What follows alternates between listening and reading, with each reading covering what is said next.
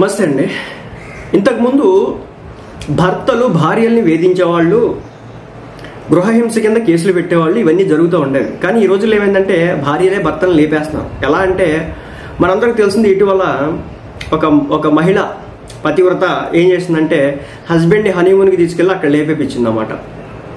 అదేవిధంగా కూతురు అల్లుడు ఏదో చేసినాడని చెప్పేసి కూతురుని ఇంటికి తెచ్చేసుకున్నటువంటి అమ్మ తల్లి సొంత పుట్టినటువంటి మనవడు బిడ్డని ఎవరైతే ఉన్నారో వాళ్ళని చంపేసింది అనమాట. సో ఇలా ఒకటి కాదు రెండు కాదు, ఈ మధ్యలో మతి ఘోరంగా జరుగుతున్నాయి. అయితే ఏంటంటే భార్య మోసం చేసిందనో లేకపోతే ఇబ్బంది పెట్టిందని చెప్పేసి మొత్తానికి అత్తింటి ముందే టీ స్టాల్ పెట్టినటువంటి అల్లుడు ఏకంగా చేతికి సంఖ్యలు వేసుకుంటూ పెట్టడమే కాకుండా బ్యానర్లు చుట్టినాడు అనమాట. కథ ఏంటంటే తన భార్య చేసిన పనికి భర్త ఒక నిరసన చేపట్టాడు. ఏకంగా తన అత్త ఇంటి ముందు టీ స్టాల్ ఓపెన్ చేయడం జరిగిందనమాట.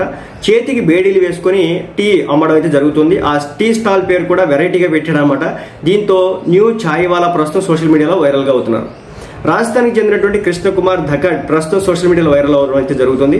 తన భార్య వేధింపులు తట్టుకోలేక అతను వినూత్న నిరసన చేపట్టడం జరిగింది. కృష్ణకుమార్కు 2018 సంవత్సరంలో మీనాక్షి మాళవ్తో వివాహం జరిగింది. వారిద్దరూ తేనెటీగల పెంపకం వ్యాపారాన్ని స్టార్ట్ చేసినారు. వారు పెట్టినటువంటి వ్యాపారం స్థానిక మహిళలకు సాధికారత కల్పించడంతో పాటు వారికి గుర్తింపు కూడా తెచ్చిపెట్టింది. అయితే 2022లో కృష్ణకు చెప్పకుండానే అతని భార్య పుట్టింటికి వెళ్లిపోయింది. కొన్ని నెలల తర్వాత ఆమె కృష్ణపై ఐపీసీ సెక్షన్ 498A అంటే కట్నం వేధింపులు సెక్షన్ కింద కేసు నమోదైతే చేయడం అయితే జరిగిందన్నమాట. అయితే తన భార్య తప్పుడు కేసు పెట్టి నన్ను వేధింపులకు గురి చేస్తుందని కృష్ణకుమార్ ఆరోపించడం జరుగుతోంది. తప్పుడు కేసు కారణంగా తన జీవితం సర్వనాశనమైందని, గత కొన్ని సంవత్సరాలుగా అంటే 3 సంవత్సరాలు నేను న్యాయం కోసం కోర్టు చుట్టూ తిరగాల్సి వచ్చిందని ఆవేదన వ్యక్తం చేసినాడు. నాకు ఒక వృద్ధ తల్లి ఉంది, ఆమె నాపై ఆధారపడి ఉంది. నేను టిన్ షెడ్ కింద నివసిస్తున్నాను, నా దగ్గర ఏమీ లేదు.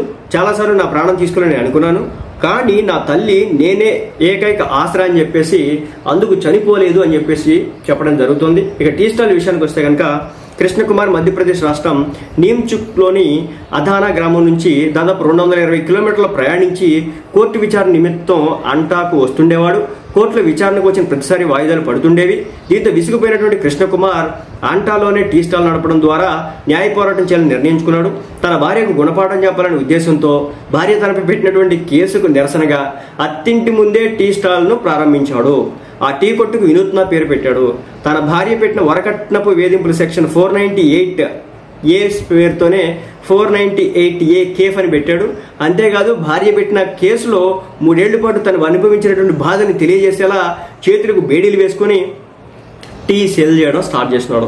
దీంతో కృష్ణకుమార్ ఇప్పుడు సోషల్ మీడియా వేదికగా వైరల్ అవుతున్నాడు. ఇక కృష్ణకుమార్ తన భార్య ప్రవర్తనకు నిరసనగా అత్తింటి ముందే టీ స్టాల్ పెట్టడంతో పాటు ఆ స్టాల్ చుట్టూ బ్యానర్లను అయితే కట్టాడు. వాటిపై తనకు న్యాయం జరిగే వరకు ఈ టీ మరుగుతూనే ఉంటుంది. 125 కింద ఎంత ఖర్చు ఇవ్వాల్సి వస్తుందో ఛాయ్ తాగుతూ చర్చించుకుందాం రండి అని రాశాడు. భార్య పెట్టినటువంటి సెక్షన్ల పేరుతో కృష్ణ పెట్టినటువంటి 498A టీ కేఫ్ సోషల్ మీడియాలో వైరల్ అవుతుంది. అతని కథ విన్నటువంటి నెటిజన్లు తమదైన రీతిలో ఆసక్తికరమైన కామెంట్ చేస్తున్నారు. ఇక ఈ కృష్ణకుమార్ ఓకే ఇతని సైడ్ చెప్పినాడు, తన భార్య వేధించింది, అందుకోసం అని చెప్పేసి నేను టీ స్టాల్ పెట్టినాను, చేతికి హ్యాండ్ కఫ్స్ వేసుకున్నాను, అదేవిధంగా బ్యానర్లు పెట్టినాను, సో నా కోపం మొత్తం కూడా ఇలా తీర్చుకుంటున్నానని చెప్పినాడు. అంటే ఆవేశాన్ని.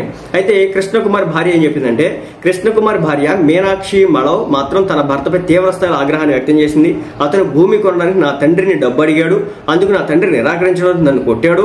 తర్వాత నేను నా తండ్రి ఇంటికి తిరిగి వచ్చాను, నేను విడాకులకు సిద్ధంగా ఉన్నాను, కానీ ముందుగా నా పేరు మీద తీసుకున్న అన్ని రుణాలు తిరిగి చెల్లించాలని ఆమె డిమాండ్ చేయడం అయితే జరిగింది. సో ఇదన్నమాట పంచాయతీ. వరకట్నం అని చెప్పేసి ఆమె ఇతర అంటాడు, కాదు నన్ను కొట్టాడని చెప్పేసి ఆమె అంటది, అందుకోసం అని చెప్పేసి విడాకులు తీసుకుంటున్నారంట. ఇది పంచాయతీ. మంచిది, గొప్ప సంసారం.